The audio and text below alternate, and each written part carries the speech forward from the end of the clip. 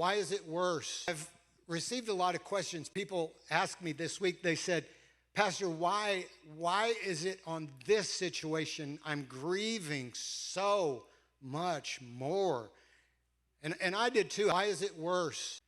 I think I can explain a little bit when we go to the scripture in just a second, but when you lose someone who is so impactful for Jesus at a leadership level that influences especially not just the church world, but a leadership level that infiltrates the secular society and one of the most evil dens of wickedness, which is the university system, and he would go in and speak truth. They hated him for that because he confronted their motives, and he was hated for that.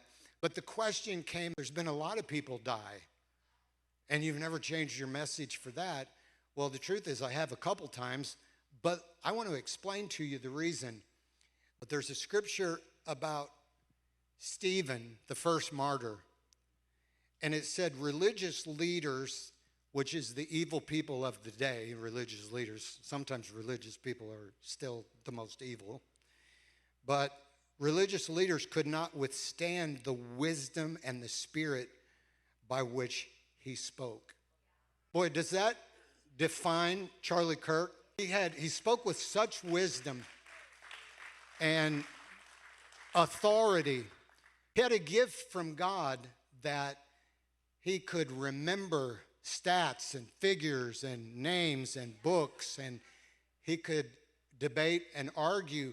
What I love about him, and what I love about the way he was, he did it in love, but he did it in a boldness and a firmness. And I believe he should inspire us to be who God created us to be.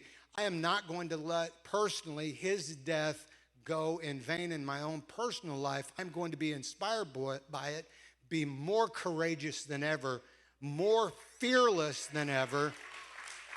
Listen to this. But something incredible happens with God, and that is this, that when you squash the seed, it multiplies, and now there is more.